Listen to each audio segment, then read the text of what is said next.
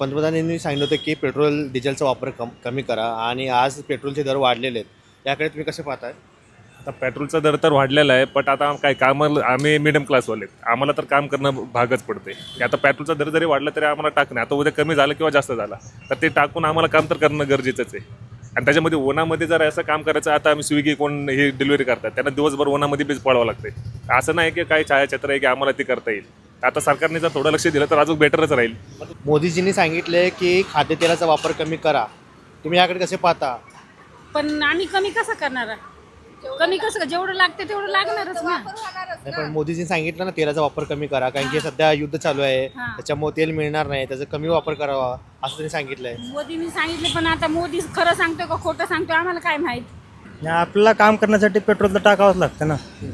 Petrol टाकलं तर आपल्याला काम चालू करतं ना. तर का पेट्रोल टाकण्याला तर आपण घरी बसून काय करणार?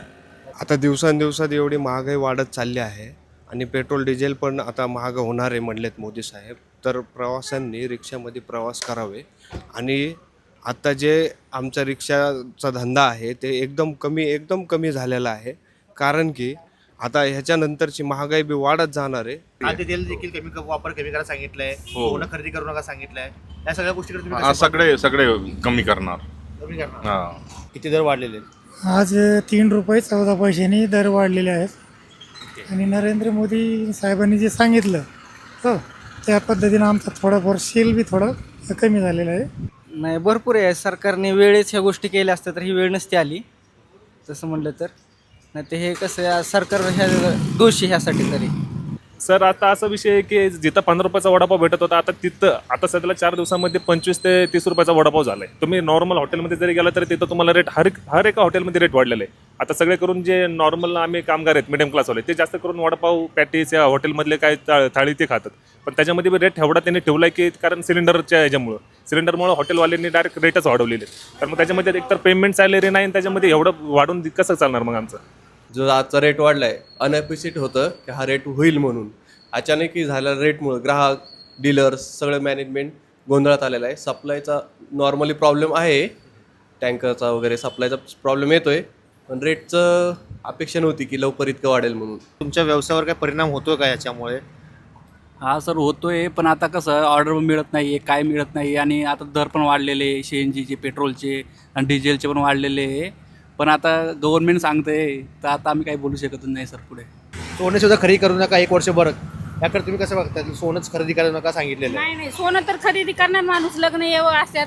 आता हे धोंडा महिना आला, जावायला सोनं करावं लागतंय, काय बी करावं लागतंय. सोनं कसं खरेदी करायचं नाही? 1 वर्ष खरेदी करू नका सांगितलं, जावयाने सांगू शकत नाही 1 वर्ष सोनं खरेदी करू नका म्हणून. हे चुकीचं आहे ना, असं मोदीचं सांगणं चुकीचं आहे. अभी ये तो क्या इसका कोई अंत ही नहीं दिखता है, बढ़ता ही जा रहा है. पहले तो इन्होंने बोला कि पेट्रोल का प्राइस बाहर से हम जब इलेक्ट होके आएंगे कम करेंगे एज़ कम्पेयर टू कांग्रेस, वो तो हुआ नहीं, तो बढ़ के बढ़ ही रहा है. अभी इसके सिवाय तो पर्याय है ही नहीं. भरना तो है, काम पे तो जाना ही है कैसे भी करके. तो उसके अंदर अभी क्या करें क्या नहीं करें अभी समझ में नहीं आ रहा है. तर येणाऱ्या काळात युद्ध जर समजा थांबलंच नाही तर पेट्रोल डिझेल मिळणार नाही, असं होऊ शकतं का? नाही, इतकं तर टोकाचे पाऊल होऊ शकणार नाही, पण ते नियम जातील की बाबा तुम्हाला 50च भेटणार, तुम्हाला हे आधार कार्ड असे काहीतरी नियम काढून. गॅस वगैरे मिळत नाही, कमर्शियलचा गॅसचा पुरवठा फक्त 20% वर आणलेला आहे. तर येणाऱ्या काळामध्ये असं होईल की पेट्रोल डिझेल देखील 20% वर येईल, असं तर होणार नाही. होऊ शकतं त्याच्यात काय, कारण हे इतके स्ट्रिक्टली आणि म्हणजे एकदम प्रॉपरली हे चालू आहे. त्याच्या लिकेज काही होतच नाही, कारण रेट कधी चेंज होणार, कधी काय सप्लायचं ते प्रॉब्लेम ते गव्हर्नमेंटच हे करायला लागली. आता लग्नात तर लागतंयच ना सोनं, लग्नामध्ये तर लागणार. आणि जेवणाचं तेलाचा वापर सुद्धा कमी करायला सांगितलं. तेल सांगितले, पण आपल्याला जेवढं लागतंय तेवढं तर आपण वापरणारच ना. त्यांनी सांगितलंय, पण आपल्याला जेवढं पाहिजे तेवढं वापर होणारच. इससे छुटकारे के लिए तो अभी गवर्नमेंट ही कुछ करना चाहेगा तो कर सकता है. अगर कोई स्टेप लेगा वो जिसके अंदर कि वो उसका चार्जेस कम कर सकते हैं, तो ताकि आम जनता के ऊपर थोड़ा सा बर्डन कम आए. खुद थोड़ा सा अपने ऊपर बर्डन ले, थोड़ा सा जनता के ऊपर बर्डन डाल के इसको मैनेज करें. जो मोदी जी ने ये भी कहा है कि वर्क फ्रॉम होम करो. वो सबको पॉसिबल तो नहीं है. वर्क फ्रॉम होम सबको पॉसिबल नहीं है. वर्क फ्रॉम होम में पेट्रोल कैसे भरेंगे? भर सकते हैं? नहीं भर सकते. वो खुद भी नहीं भर सकते. जर युद्ध थांबलं नाही तर आणखी दर वाढू शकतील. आता भरपूर जाऊ शकतात ना. नाहीच थांबलं ते येणंच राहिलं नाही तर काय करणार तिकडून?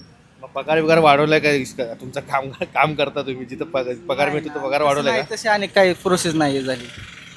दर वाढतात तर इकडे तरी हा, मग पेमेंट तसं सुद्धा वाढलं पाहिजे ना, पाहिजे. पेमेंट तसं वाढलं पाहिजे, बाकीच्या गोष्टी भेटल्या पाहिजेत ना. आणि मिळत नाही. आणि प्रत्येकाला वर्क फ्रॉम ऑप्शन नाही ना. आता जे रेग्युलर पंपवाला तर पंप यायलाच लागते त्याला, त्या अशा गोष्टी आहेच ना.